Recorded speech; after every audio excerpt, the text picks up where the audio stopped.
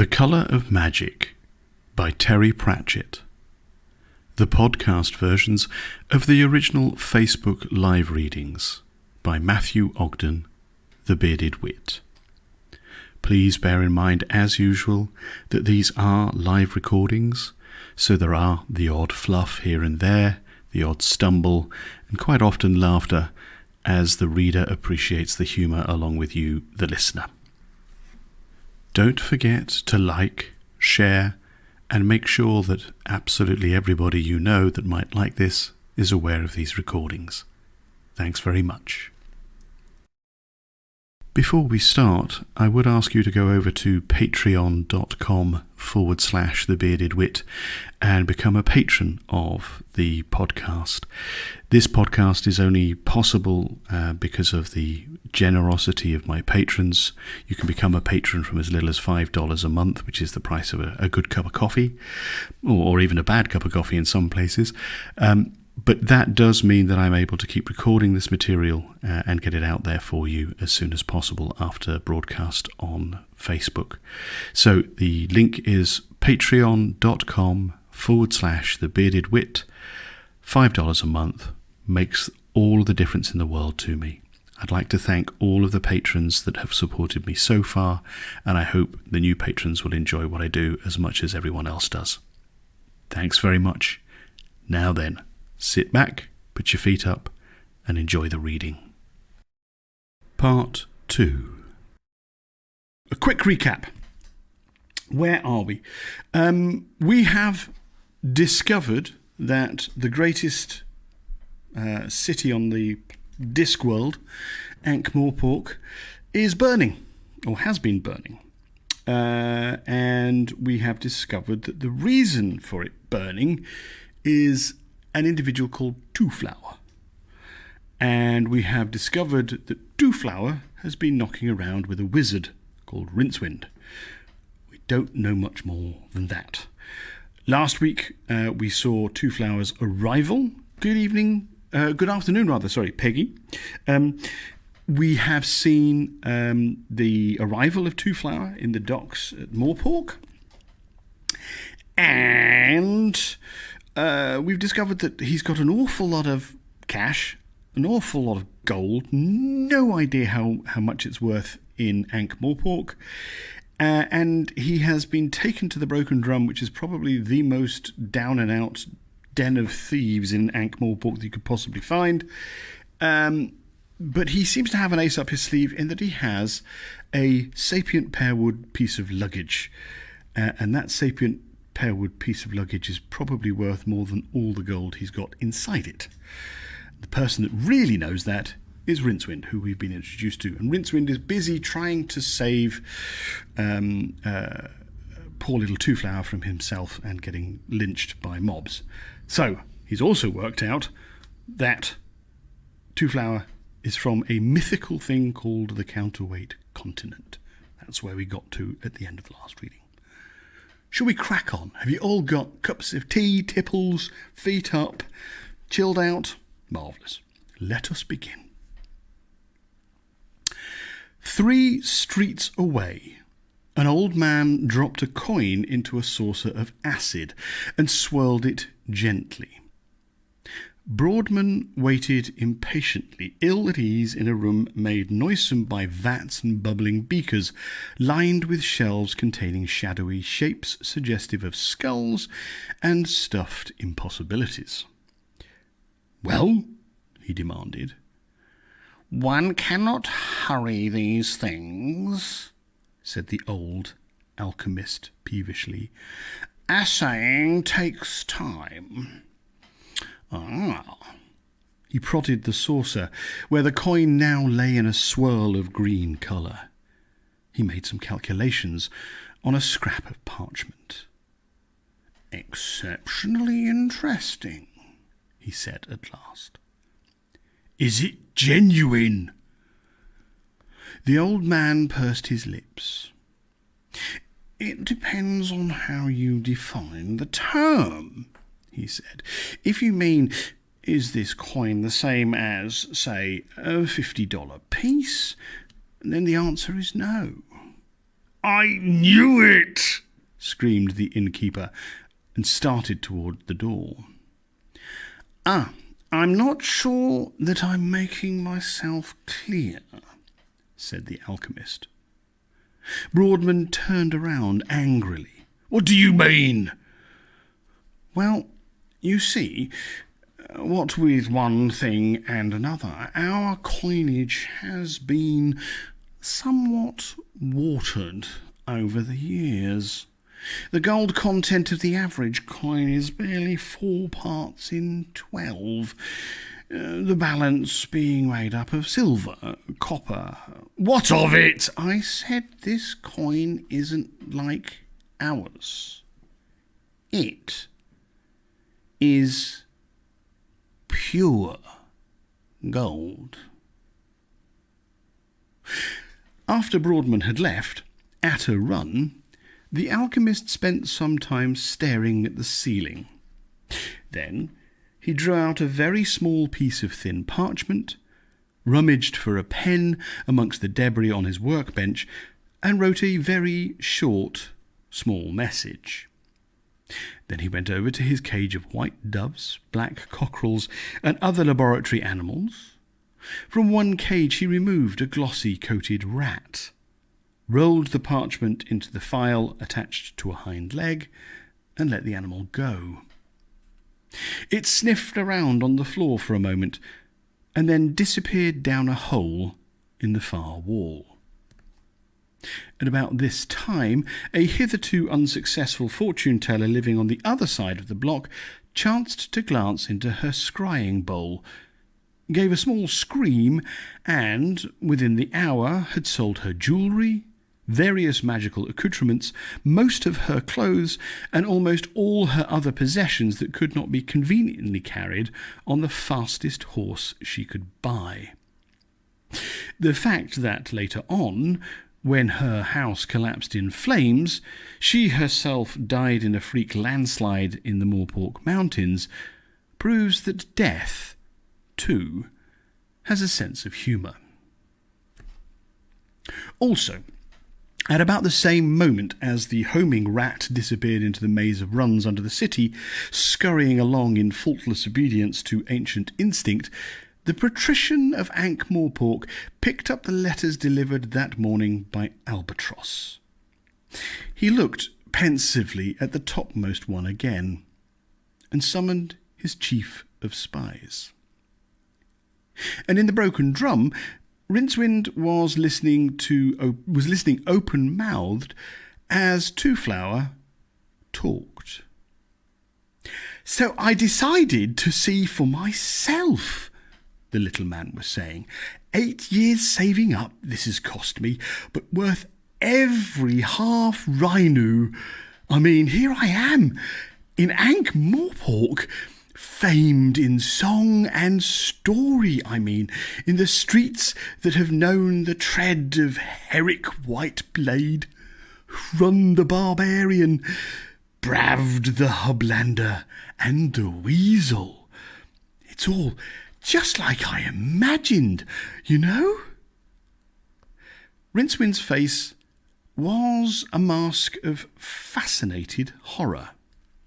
"I just couldn't stand it any more back in Best Pelagic," Twoflower went on blithely, "sitting at a desk all day, just adding up columns of figures, just a pension to look forward to at the end of it. Where's the romance in that?"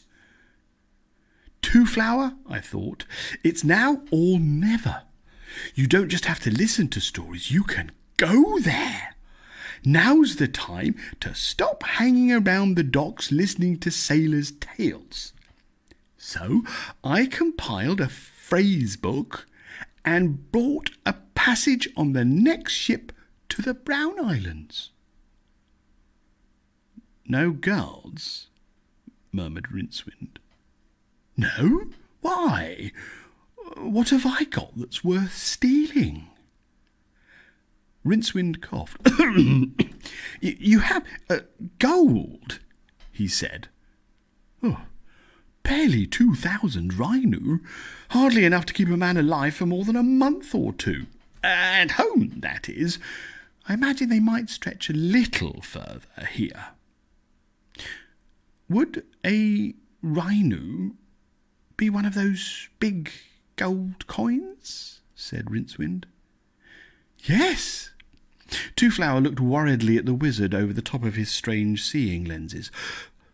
Oh, will 2,000 be sufficient, do you think?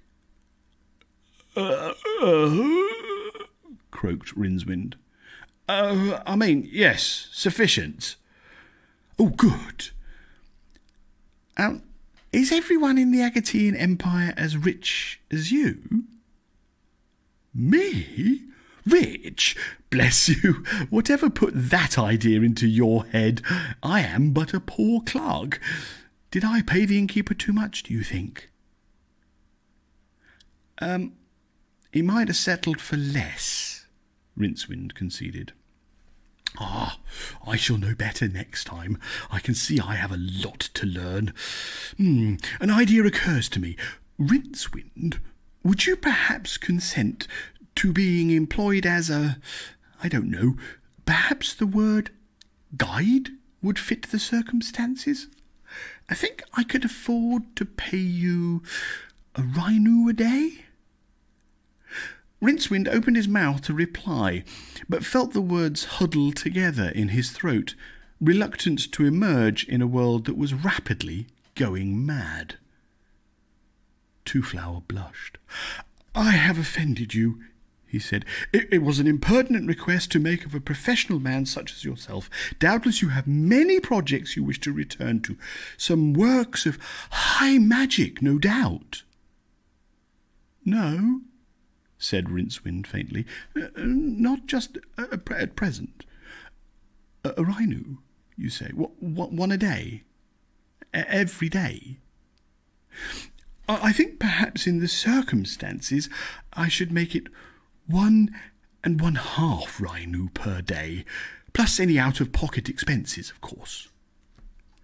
The wizard rallied magnificently. That will be fine, he said. Great!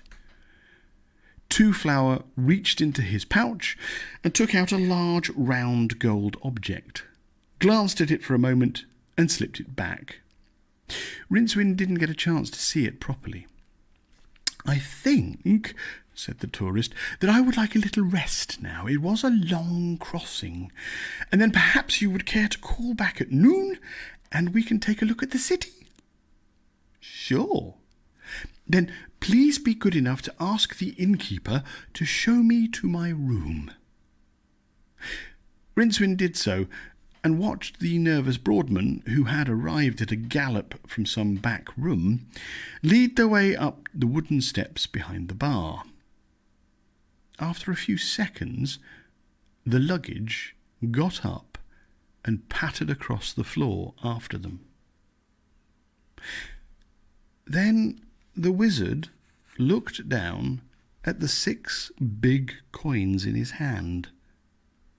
Twoflower had insisted on paying his first 4 days' wages in advance.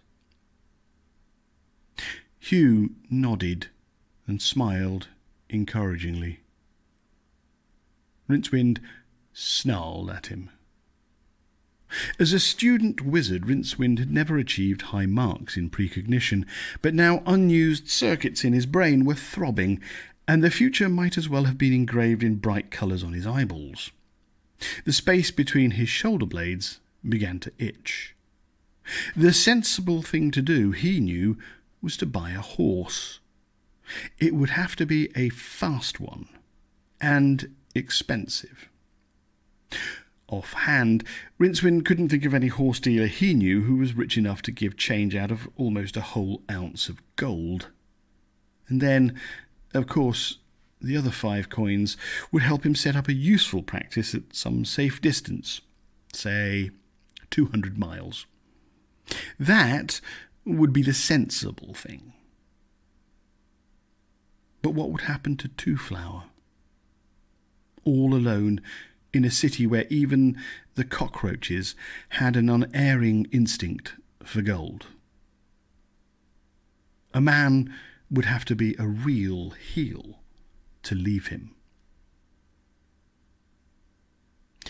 The patrician of Ankh-Morpork smiled, but with his mouth only. "The hub gate, you say?" he murmured. The guard captain saluted smartly. "Aye, Lord, we had to shoot the horse before he would stop." "Which, by a fairly direct route, brings you here," said the patrician, looking down at Rincewind. "And what have you got to say for yourself?"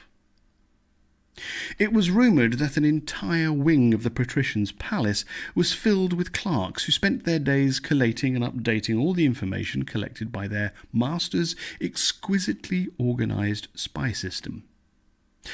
Rincewind didn't doubt it. He glanced towards the balcony that ran down one side of the audience room. A sudden run, a nimble jump, a sudden hail of crossbow quarrels. He shuddered. The patrician cradled his chins in a beringed hand and regarded the wizard with eyes as small and hard as beads. "Let me see," he said. "Oath-breaking, the theft of a horse, uttering false coinage. Yes, I think it's the arena for you, Rincewind." This was too much. "I didn't steal the horse, I bought it fairly." "But with false coinage. Technical theft, you see." "But those rhino were solid gold." "Rhino?" The patrician rolled one of them around in his thick fingers. "Is that what they're called? How interesting. But, as you point out, they are not very similar to dollars." "Well, of course they're not." "Ah, you admit it, then?" Rincewind opened his mouth to speak, thought better of it, and shut it again. "Quite so. And on top of these there is, of course, the moral obloquy attendant on the cowardly betrayal of a visitor to this shore. For shame, Rincewind." The patrician waved a hand vaguely. The guards behind Rincewind backed away, and their captain took a few paces to the right. Rincewind suddenly felt very alone. It is said that when a wizard is about to die, Death himself turns up to claim him, instead of delegating the task to a subordinate, such as disease or famine, as is usually the case. Rincewind looked around nervously for a tall figure in black. Wizards, even failed wizards, have, in addition to rods and cones in their eyeballs, the tiny octagons that enable them to see into the far octarine, the basic colour of which all other colours are merely pale shadows impinging on normal four-dimensional space. It is said to be a sort of fluorescent greenish-yellow purple. Was that a flickering shadow in the corner? "Of course," said the patrician, "I could be merciful." The shadow disappeared. Rincewind looked up, an expression of insane hope on his face. "Yes?" he said. The patrician waved a hand again. Rincewind saw the guards leave the chamber. Alone with the overlord of the Twin Cities, he almost wished they would come back. "Come hither, Rincewind," said the patrician. He indicated a bowl of savouries on a low onyx table by the throne. "Would you care for a crystallized jellyfish? No? said Rincewind. No. Now, I want you to listen very carefully to what I am about to say, said the patrician amiably. Otherwise, you will die. In an interesting fashion. Over a period. Please stop fidgeting like that. Since you are a wizard of sorts, you are of course aware that we live upon a world shaped, as it were, like a disc, and that there is said to exist towards the far rim a continent which, though small, is equal in weight to all the mighty land masses in this semicircle, and that this, according to legend, ancient legend, is because it is largely made of gold. Rincewind nodded. Who hadn't heard of the counterweight continent?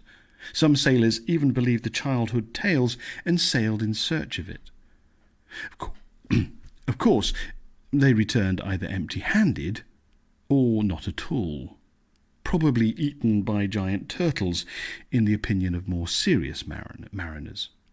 Because, of course, the counterweight continent was nothing more than a solar myth. It does, of course, exist, said the patrician, although it is not made of gold. It is true that gold is a very common metal there. Most of the mass is made up by vast deposits of octyron deep within the crust. Now, it will be obvious to an incisive mind like yours that the existence of the counterweight continent poses a deadly threat to our people here. He paused, looking at Rincewind's open mouth. He sighed. He said, "Do you, by some chance, fail to follow me?" Said Rincewind. He swallowed and licked his lips. No. Well, gold. I see, said the patrician sweetly. You feel, perhaps, that it would be a marvellous thing to go to the counterweight continent and bring back a shipload of gold. Rincewind had a feeling that some sort of trap was being set. Yes, he ventured. And if every man on the shores of the Circle Sea had a mountain of gold of his own, would that be a good thing? What would happen? Think carefully. Rincewind's brow furrowed. He thought. We'd all be rich? The way the temperature fell at his remark told him that it was not the correct one. I may as well tell you, Rincewind, that there is some contact between the lords of the Circle Sea and the Emperor of the Agatean Empire, as it is styled. The patrician went on. It is only very slight. There is little common ground between us. We have nothing they want, and they have nothing we can afford. It is an old empire, Rincewind. Old and cunning and cruel and very, very rich. So, we exchange fraternal greetings by albatross mail at infrequent intervals. One such letter arrived this morning. A subject of the Emperor appears to have taken it into his head to visit our city. It appears he wishes to look at it. Only a madman would possibly undergo all the privations of crossing the Turnwise Ocean in order to merely look at anything. However, he landed this morning. He might have met a great hero, or the cunningest of thieves, or some wise and great sage. He met you. He has employed you as a guide. You will be a guide, Rincewind, to this looker, this Twoflower. You will see that he returns home with a good report of our little homeland. What do you say to that? Thank you, Lord, said Rincewind miserably. There is another point, of course. It would be a tragedy should anything untoward happen to our little visitor. It would be dreadful if he were to die, for example. Dreadful for the whole of our land, because the Agatean Emperor looks after his own and could certainly extinguish us with a nod. A mere nod. And that it would be dreadful for you, Rincewind, because in the weeks that remained before the Empire's huge mercenary fleet arrived, certain of my servants would occupy themselves about your person in the hope that the avenging captains on their arrival might find their anger tempered by the sight of your still living body. There are certain spells that can prevent the life departing from a body, be it never so abused, and I see by your face that understanding dawns. I beg your pardon? Yes, Lord. I'll see to it. I'll endeavour to see. I'll try to look after him and see he comes to no harm. And after that I'll get a job juggling snowballs through hell, he added bitterly in the privacy of his own skull. Capital. I gather already that you and Twoflower are on the best of terms. An excellent beginning. When he returns safely to his homeland, you will not find me ungrateful. I shall probably even dismiss the charges against you. Thank you, Rincewind. You may go. Rincewind decided not to ask for the return of his 5 remaining Rhinu. He backed away cautiously. Yes, Lord, he replied with a sinking heart. I'm sure you wouldn't dream of trying to escape from your obligations by fleeing the city. I judge you to be a born city person, but you may be sure that the lords of the other cities will be apprised of these conditions by nightfall. I assure you the thought never even crossed my mind, Lord. Indeed. Then if I were you, I'd sue my face for slander. Rincewind reached the broken drum at a dead run, and was just in time to collide with a man who came out backwards, fast. The stranger's haste was in part accounted for by the spear in his chest. He bubbled noisily and dropped dead at the wizard's feet. Rincewind peered around the doorframe and jerked back as a heavy...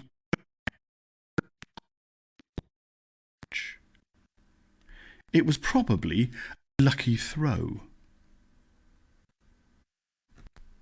Oops. Have we still got streams?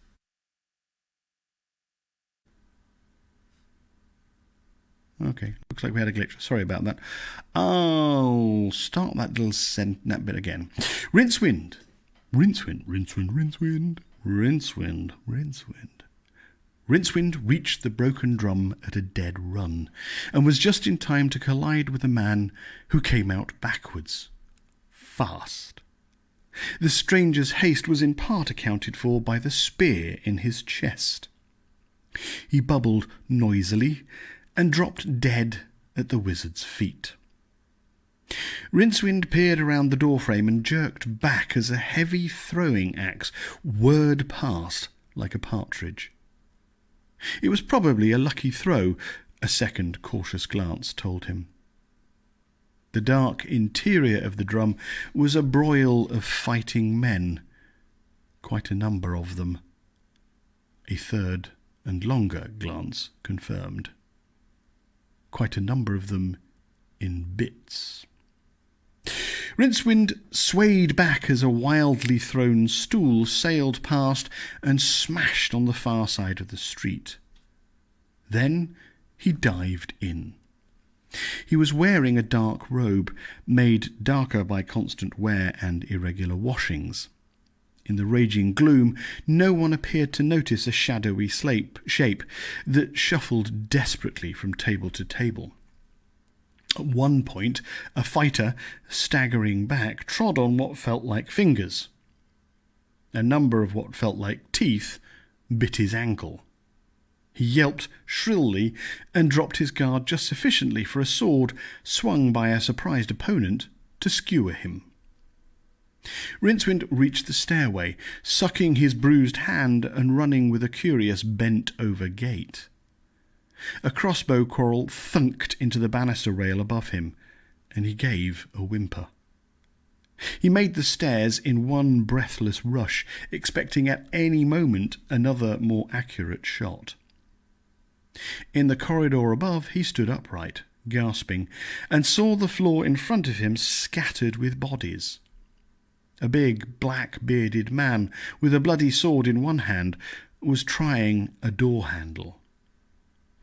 "Hey!" screamed Rincewind. The man looked around and then, almost absent-mindedly, drew a short throwing knife from his bandolier and hurled it. Rincewind ducked. There was a brief scream behind him as the crossbowman, sighting down his weapon, dropped it and clutched at his throat. The big man was already reaching for another knife. Rincewind looked around wildly, and then, with wild improvisation, drew himself up into a wizardly pose. His hand was flung back. "Azoniti! Kyurucha! Beelzebolo!" The man hesitated, his eyes flicking nervously from side to side as he waited for the magic. The conclusion that there was not going to be any hit him at about the same time as Rincewind, whirring wildly down the passage, kicked him sharply in the groin. As he screamed and clutched at himself, the wizard dragged open the door, sprang inside, slammed it behind him, and threw his body against it, panting. It was quiet in here. There was Twoflower, sleeping peacefully on the low bed, and there at the foot of the bed was the luggage. Rincewind took a few steps forward, cupidity moving him as easily as if he were on little wheels. The chest was open. There were bags inside, and in one of them he caught the gleam of gold. For a moment, greed overcame caution, and he reached out gingerly. But what was the use? He'd never lived to enjoy it. Reluctantly, he drew his hand back and was surprised to see a slight tremor in the chest's open lid. Hadn't it shifted slightly, as if rocked by the wind? Rincewind looked at his fingers and then at the lid. It looked heavy and was bound with brass bands. It was quite still now. What wind? Rincewind!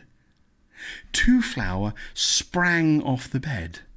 The wizard jumped back, wrenching his features into a smile. My dear chap, right on time. We'll just have lunch, and then I'm sure... Excuse me. I'm choking myself here. My dear chap, right on time. We'll just have lunch, and then I'm sure you've got a wonderful programme lined up for this afternoon. That's great. Rincewind took a deep breath. Look, he said desperately, let's eat somewhere else. There's been a bit of a fight down below. A tavern brawl? Why didn't you wake me up? Well, you see, What? I thought I made myself clear this morning, Rincewind. I want to see genuine Morporkian life.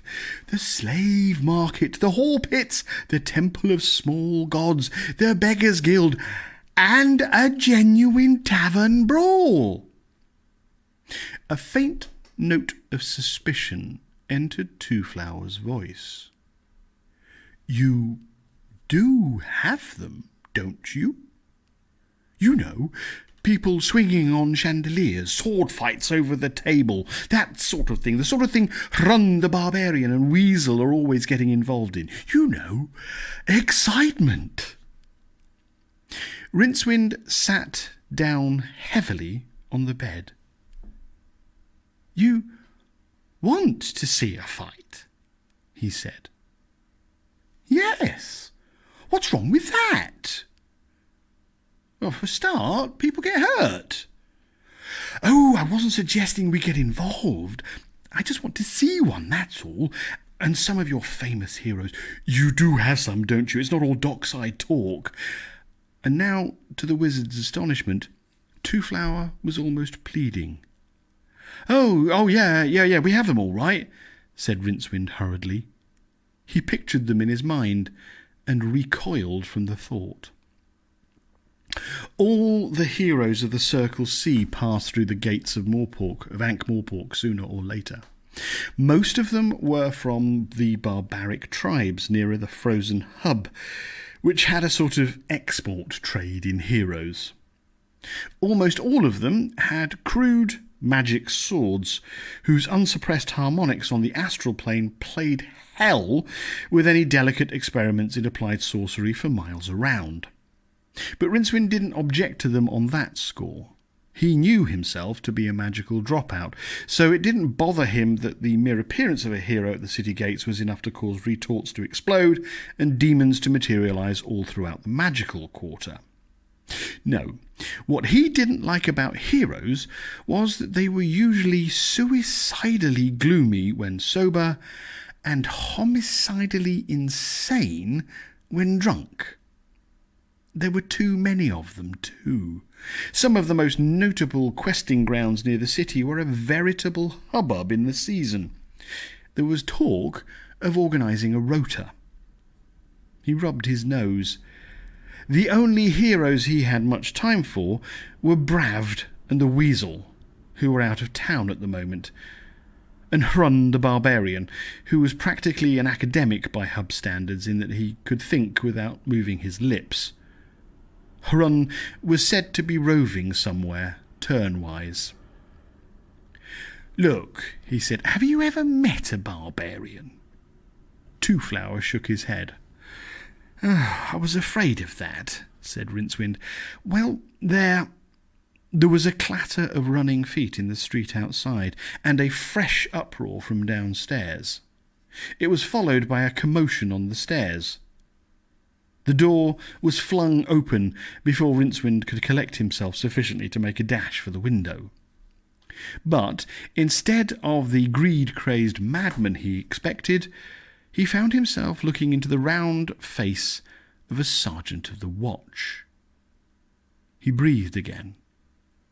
Of course. The watch were always careful not to intervene too soon in any brawl where the odds were not heavily stacked in their favour. The job carried a pension and attracted a cautious, thoughtful kind of man. The sergeant glowered at Rincewind, and then peered at Twoflower with interest. "Everything all right here, then?" he said. "Oh, fine," said Rincewind. "Got held up, did you?" The sergeant ignored him. "This is the foreigner, then?" he inquired. "We were just leaving," said Rincewind quickly, and switched to Trob. "Twoflower, I think we ought to get lunch somewhere else. I know some places." He marched out into the corridor with as much aplomb as he could muster. Twoflower followed, and a few seconds later there was a strangling sound from the sergeant as the luggage closed its lid with a snap, stood up, stretched, and marched after them. Watchmen were dragging bodies out of the room downstairs. There were no survivors. The watch had ensured this by giving them ample time to escape via the back door. A neat compromise between caution and justice that benefited all parties. "Who are all these men?" said Twoflower. "Oh, just men," said Rincewind, and before he could stop himself, some part of his brain that had nothing to do took control of his mouth and added, "Heroes, in fact." "Really?" When one foot is stuck in the grey miasma of Hrull, it is much easier to step right in and sink rather than prolong the struggle. Rincewind let himself go. "Yes, that one over there is Eric Strong in the arm. Over there is Black Zenel." "Is Hrun the Barbarian here?" said Twoflower, looking around eagerly. Rincewind took a deep breath. "That's him behind us," he said. The enormity of this lie was so great that its ripples did in fact spread out on one of the lower astral planes as far as the magical quarter across the river, where it picked up tremendous velocity from the huge standing wave of power that always hovered there and bounced wildly across the Circle Sea. A harmonic got as far as Hrun himself, currently fighting a couple of gnolls on a climbing ledge high in the Cataract Mountains, and caused him a moment's unexplained discomfort. Twoflower, meanwhile, had thrown back the lid of the luggage and was hastily pulling out a heavy black cube. "This is fantastic," he said. "They're never going to believe this back home." "What's he going on about?" said the sergeant doubtfully. "He's pleased you rescued us," said Rincewind. He looked sidelong at the black box, half expecting it to explode or emit strange musical tones. "Ah," said the sergeant.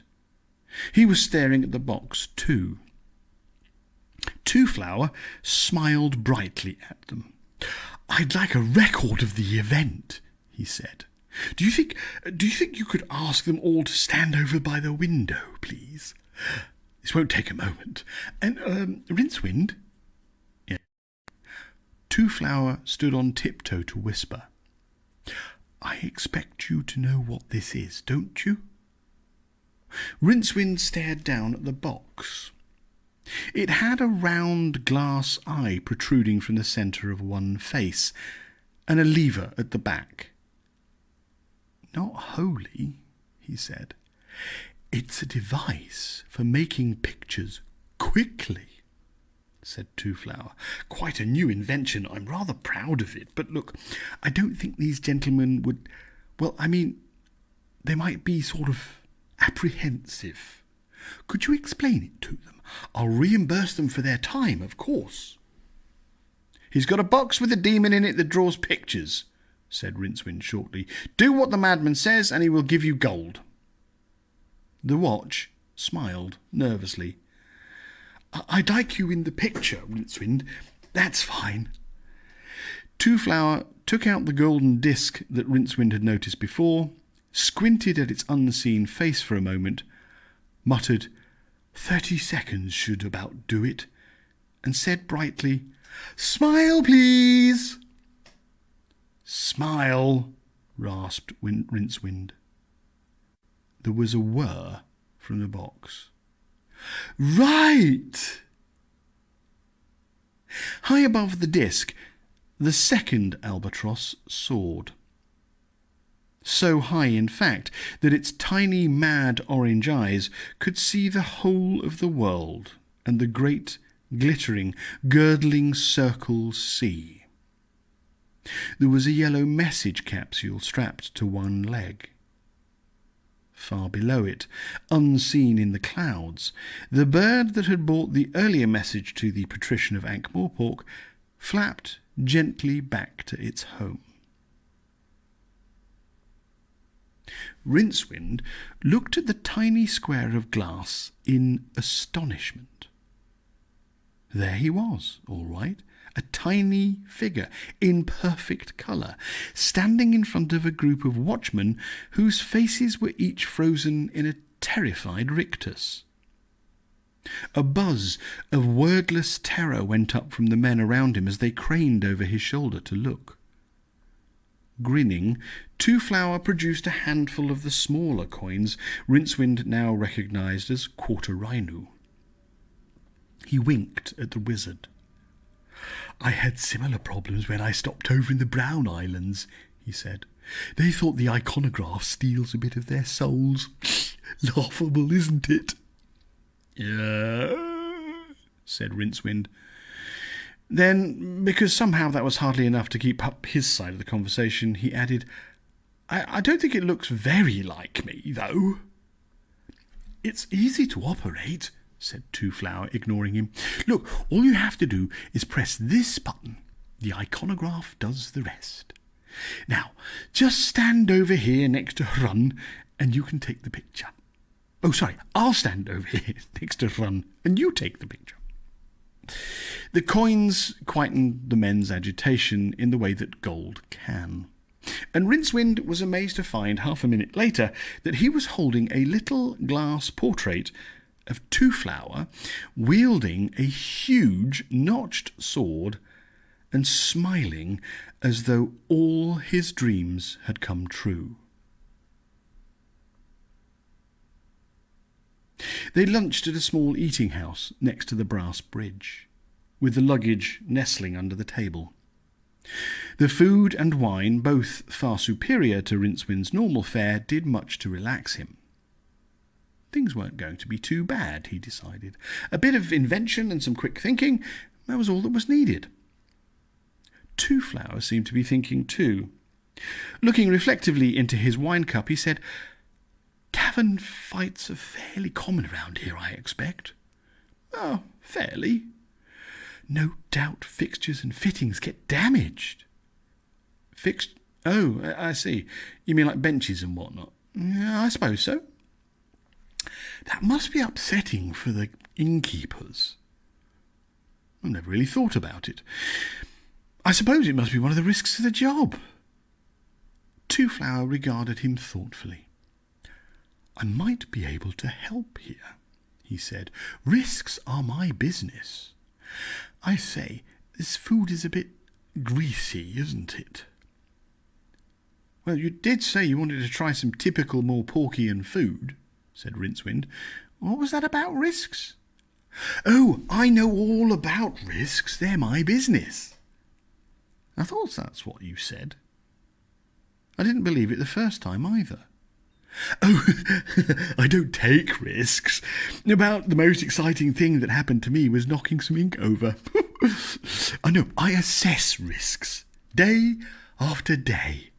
Do you know what the odds are against a house catching fire in the Red Triangle district of Bespelagic? 538 to 1. I calculated that, he added with a trace of pride. What?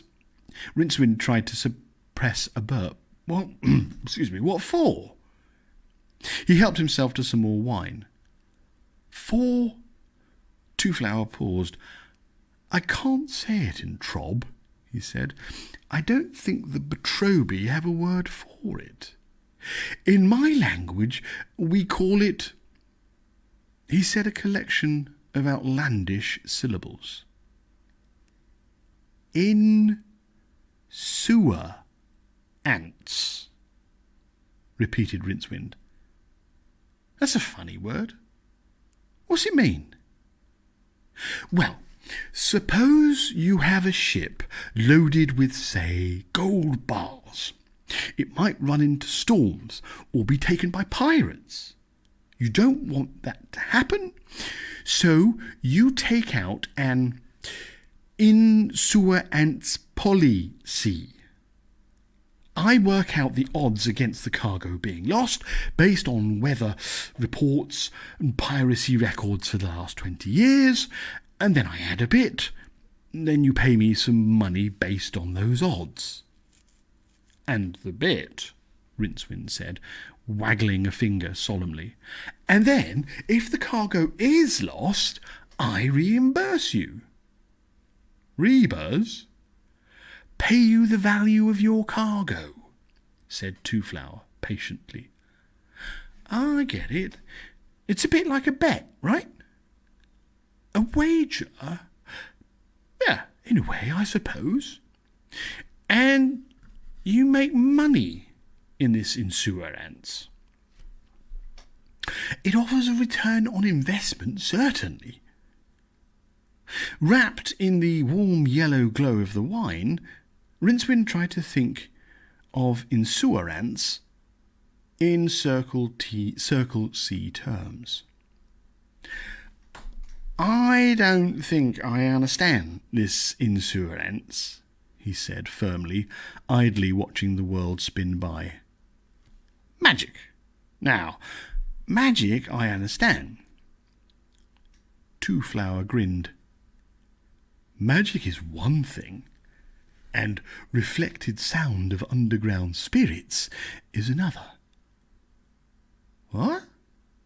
What? A funny word you used, said Rincewind impatiently. Reflected sound of underground spirits. Never heard of it. Twoflower tried to explain. Rincewind tried to understand. Ha-ha! And that, lovely ladies and gentlemen, is where we shall leave it for this evening. Thank you very, very much for joining. We are 16% into the book. I think we're probably going to take about, 11 episodes of this? 11, 12? I don't know. You do the ads. Trying to keep it under an hour each time I do it. Makes it easier for the podcast version of it.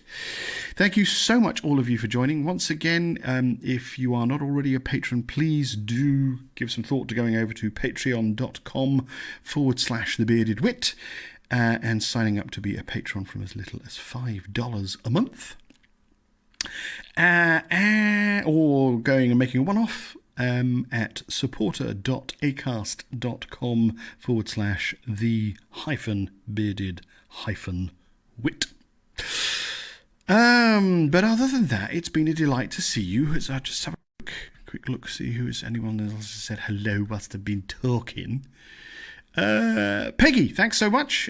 Great to have you here. Miney, lovely to see you again. Judith, lovely to see you again. Peggy, Morgana, everybody, so great to see you all. We will do this again, same time, next week, 8 o'clock, CEST, and we'll crack on with it. Always a delight to see you all. Take really good care of yourselves. And now I'm going to log off and find out if Boris Johnson is still Prime Minister of the United Kingdom. I don't think so, somehow. Anyway, look after yourselves and see you same time next week.